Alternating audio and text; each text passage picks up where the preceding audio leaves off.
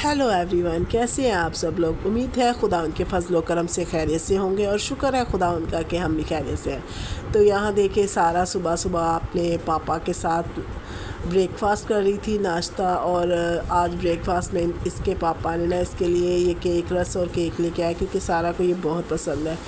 और सारा हमेशा ना ये केक के साथ ही जो है ना वो बर्थडे कर रही होती है सुबह सुबह। जब भी उसका पापा नाइट ड्यूटी से आता है ना तो ये उसकी रूटीन है कि वो उसके लिए कुछ ना कुछ लेके आता है।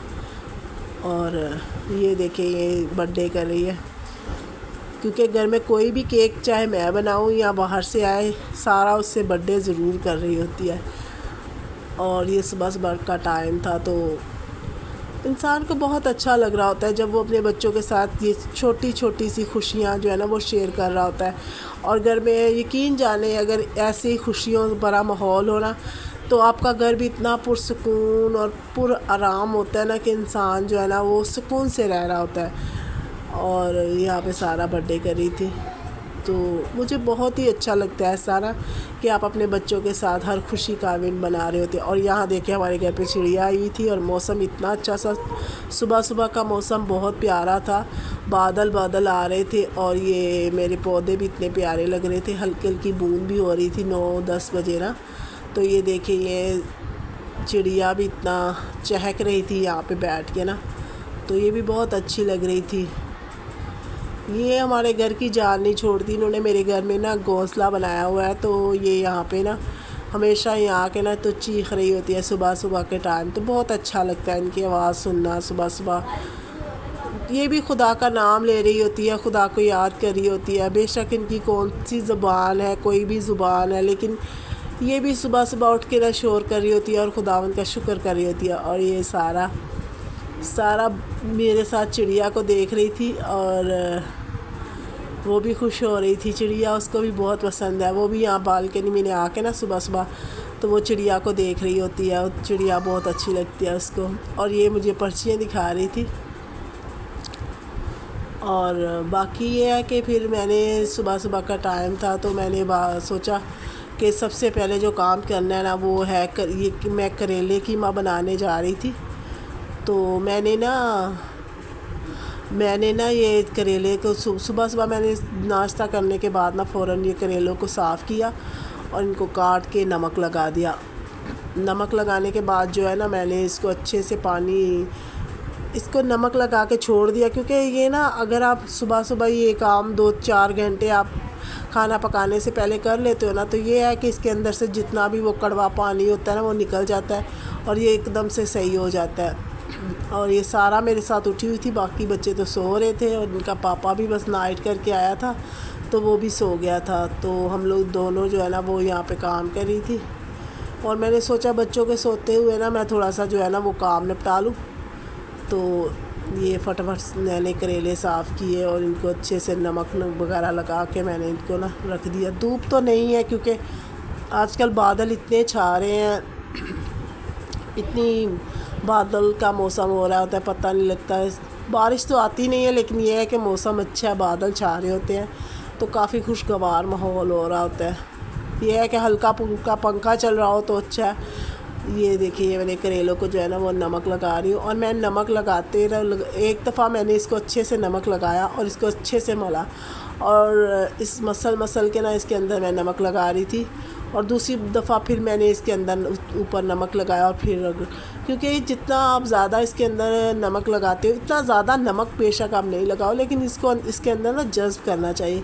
इससे ये होगा कि आपके अगर ऊपर नमक छिड़क देते हो तो फिर वो ना उसके अंदर जज़्ब नहीं होता और उसकी जो कड़वाहट है ना वो अच्छे से नहीं निकल रही होती। तो ये अगर 2-3 घंटे इसको ऐसे ही रख दें तो तब तक हमारा दूसरा काम हो जाएगा और जब हम खाना बनाने के लिए करेले देखेंगे तो वो भी हमारे रेडी हो जाएंगे। तो यहाँ मैं चूल्हा फिर मैंने सोचा फिर सबसे पहले जो काम है वो यही कर लूँ कि मैं बर्तन वगैरह ये चूल्हा साफ़ कर रही थी और इसके ऊपर से मैंने ये सारा एक्स्ट्रा कचरा निकाला और ये सारा कपड़ा मैंने इसको चूल्हे को ना मैंने हल्का सा पानी लगा के छोड़ दिया क्योंकि ये छोटे छोटे काम अगर आप तरीके से सलीके से कर रहे होते हो ना तो इससे ये है कि आपका काम जो है ना उसका इतना बर्डन नहीं होता और आप काम भी आराम से करते रहते हो।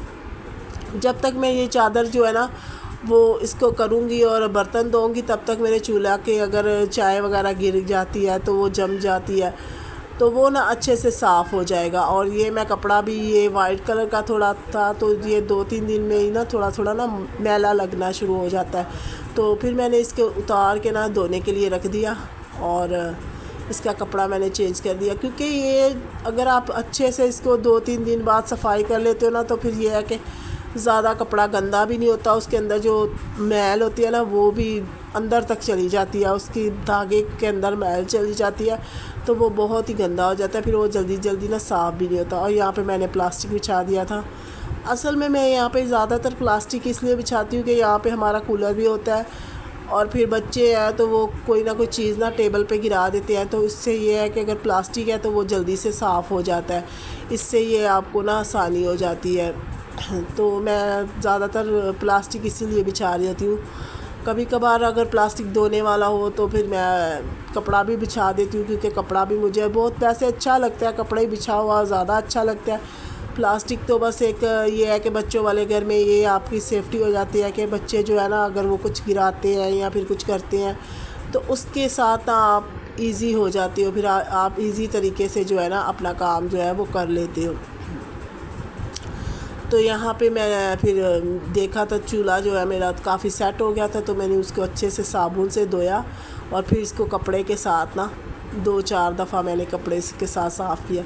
मैं इसको काफ़ी दफ़ा कपड़ा धो धो के इस्तेमाल कर रही होती हूँ, क्योंकि ये इसके अंदर अगर ज़रा भी साबुन और वो गंदा जो एक बन जाती है ना इसके ऊपर गंदगी, तो वो अगर रह जाए ना तो वो बहुत ही गंदा लग रहा होता है। फिर अगर कोई आपकी चीज़ ऊपर गिर जाए या फिर निशान पड़ रहे होते हैं, तो अगर आप इसको 2 से 3 दफ़ा कपड़ों के साथ अच्छे साफ़ कपड़े के साथ साफ़ करेंगे ना, तो ये बहुत ही अच्छा साफ़ हो रहा होता है। वरना ये ना चूल्हे हमेशा कुछ लोग हैं ऐसे जो बस ऐसे ही नॉर्मल सा कपड़ा मार देते हैं चूल्हे पे, पर वो ना गंदा गंदा सा लग रहा होता है, तो मुझे बहुत नफ़रत आती है ऐसे कामों से।